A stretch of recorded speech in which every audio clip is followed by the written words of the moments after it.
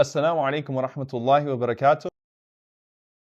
Dear brothers and sisters, I want to take you back to that moment where Hajar alayhi salam is running between the hills of As-Safa and Al-Marwa with her son Ismail alayhi salam, wanting to provide him with water. And subhanAllah, when you get into the details of the hadith of the Prophet ﷺ, who actually explains the story as if he's seeing it sallallahu alayhi wasallam, then there are small things that have packed meanings. Amongst them is that Hajar radiallahu ta'ala anha, Ismail, was breastfeeding Ismail alayhi salam. And she was the vessel by which Allah subhanahu wa ta'ala was nourishing that baby boy, and so she would drink and eat whatever she could find around her until she no longer had anything from her own body to give to Ismail alayhi salam. And the Prophet ﷺ says, وَجَعَلَتْ أُمُّ إِسْمَعِيلَ تُرْضِعُ إِسْمَعِيلَ وَتَشْرَبُ مِنْ ذَلِكَ الْمَاءِ حَتَّى إِذَا نَفِدَ مَا فِي السِّقَاءِ عَطِشَتْ وَعَطِشَ ابْنُهَا. He said sallallahu alayhi wasallam that she used up every drop of water that she had left until she no longer could feed her son, and then she became dehydrated, and her son as well had nothing to drink. And then look at what the Prophet ﷺ says about this moment. He says alayhi salatu wasalam, think of the scene, that Hajar looked at Ismail and she saw the pain that he was in, turning around, groaning, whining, unable to bear the harshness of the environment, this baby. And the Prophet ﷺ says that she looked away because she couldn't see her baby in that pain anymore. This is the Prophet ﷺ telling you that Hajar ran out of the ability to even look at Ismail alayhi salam in this state. And she started to run between As-Safa and Al-Marwa. And the Prophet ﷺ says in the hadith that this is where the Hujjaj and the people of Umrah take the practice of going between Safa and Marwa. And then when she heard that voice, or she heard that sound of Jibreel alayhi salam, as she was running in desperation, she called out, "Whoever it is that caused me to hear you, whoever you are, I have no idea who you are. هَلْ عِنْدَكَ غِوَاث? Any help, any water, anything you can do for us?" And at that moment, the Prophet ﷺ says that she looked at Jibreel alayhi salam, and Jibreel alayhi salam with his heel struck the ground, and then Zamzam comes bursting out, providing not just for her and her child, but bursting through the ground. And he says sallallahu alayhi wasallam that Hajar goes to the ground and she starts to dig the well around that bursting water. And he says sallallahu alayhi wasallam, Yarhamullah Ismail, لو تركت زمزم لكانت زمزم عينا معينا. He said, may Allah have mercy on the mother of Ismail. If she would have left Zamzam to flow, it would have flown throughout the earth, meaning it would have flowed throughout the earth and touched every single part of its surface. But she carved out that area of the well from which we benefit from today. Why do I start with the story for the particular subject that we have today? Hajar was looking for water for her child, but the barakah of her dua was water for generations after her, from which we still drink today.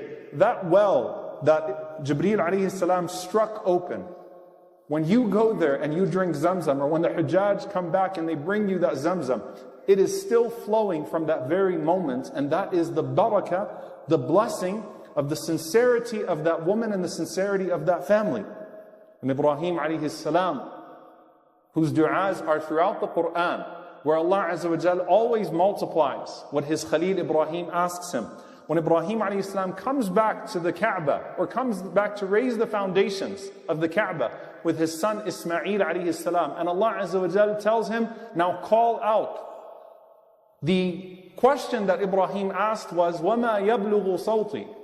What's going to cause my voice to reach people around the world? And subhanAllah, look at what Al-Qurtubi rahimahullah says.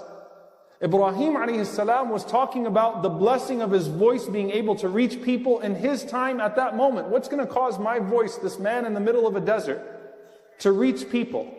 But till now, the call of Ibrahim alayhi salam is being heard thousands of years later, and people are responding, Labbaik Allahumma labbaik.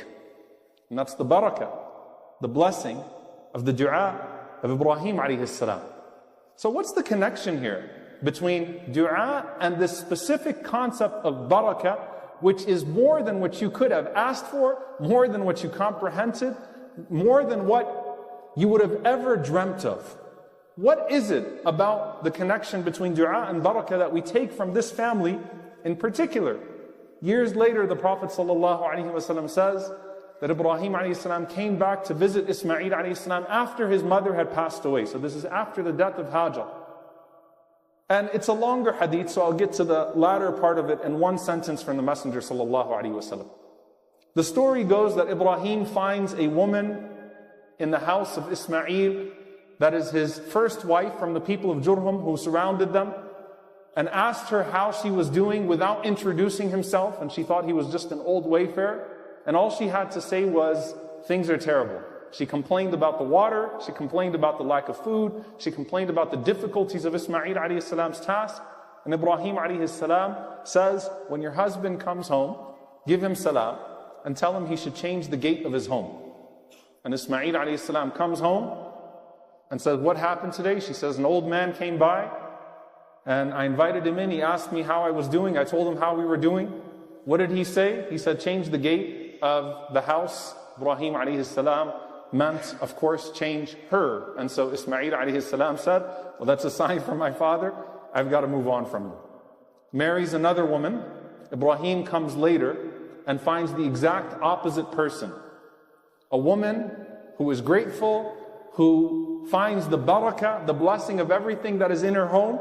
And listen what the Prophet ﷺ says in detail. He says, how is your situation? قالت نحن بخير وسعة. We are in good, and Allah Azza wa Jal has blessed us with much. We're living the life. Khair wa sa'a. We're living the life. The circumstances did not change. The perspective changed.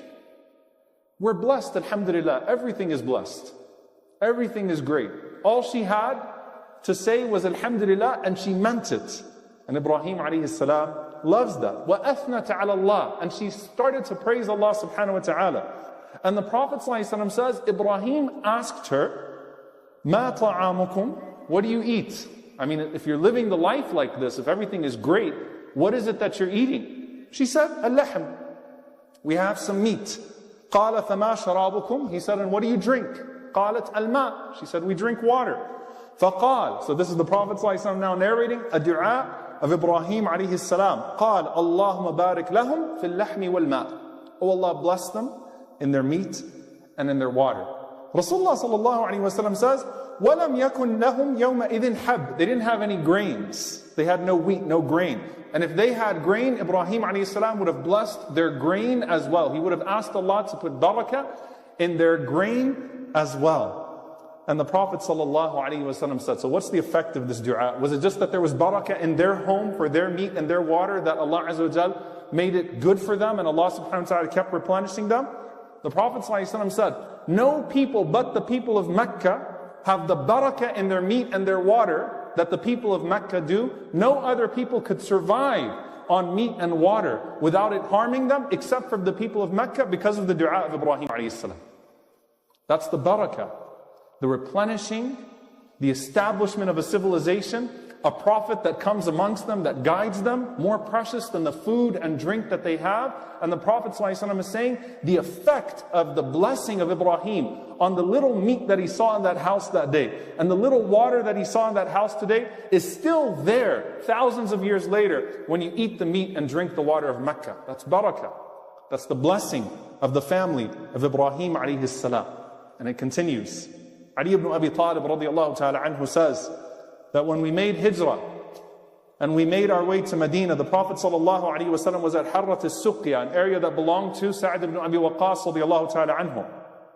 And the Prophet sallallahu alaihi wasallam said to us, bring me wudu, bring me some water to make wudu with.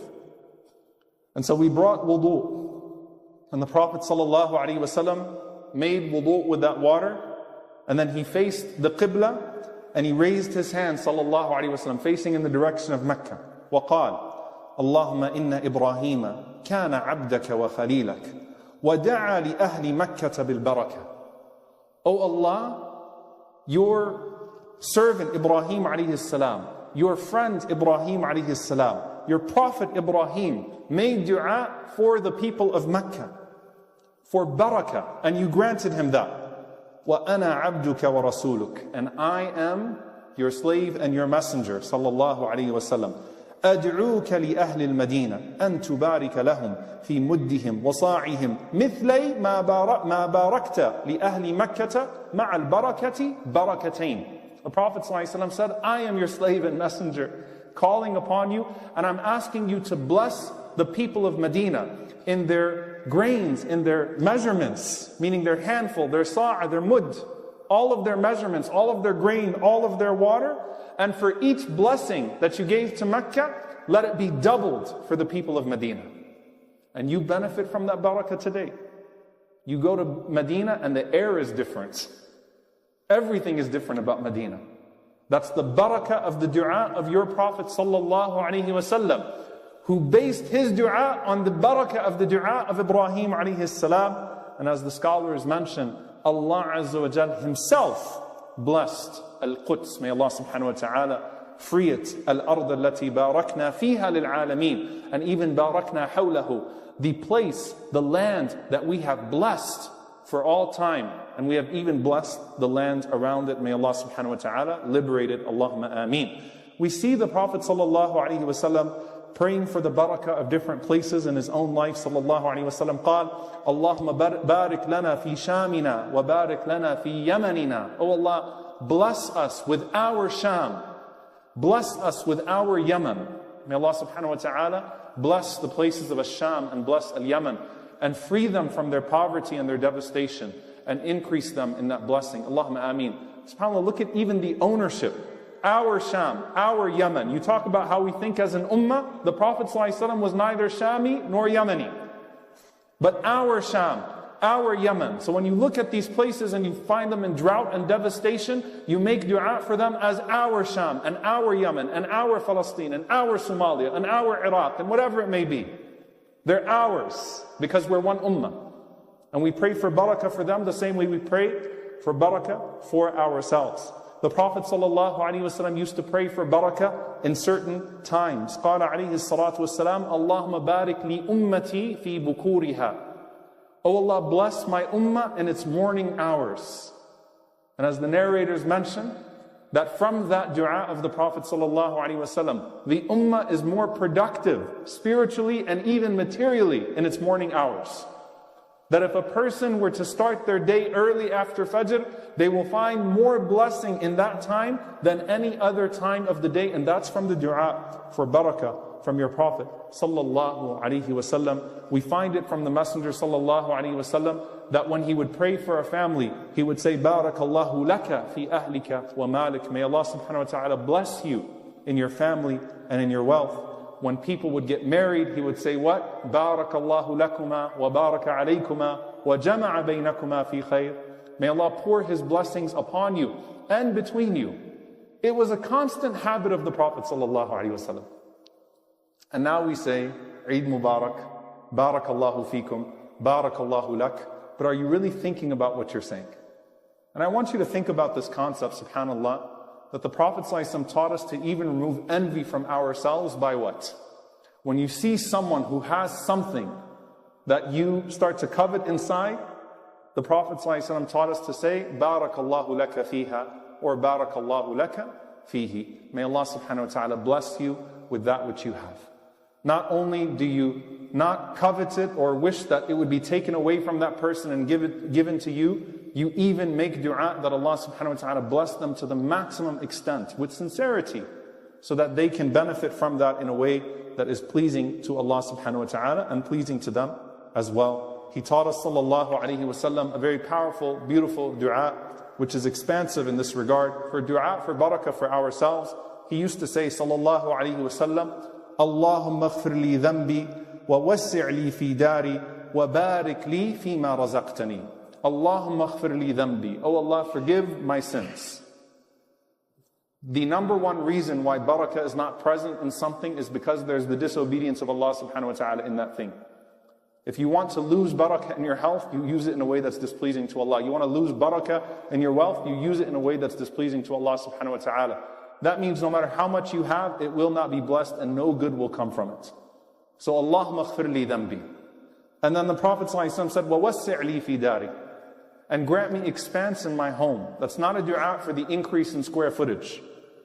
وَوَسِّعْ لِي دَارِي. If someone has barakah in their home, if it's a small apartment, they will find expanse in it. And if someone has no barakah in their home, it could be a 6,000 square foot house, and it'll feel like a grave.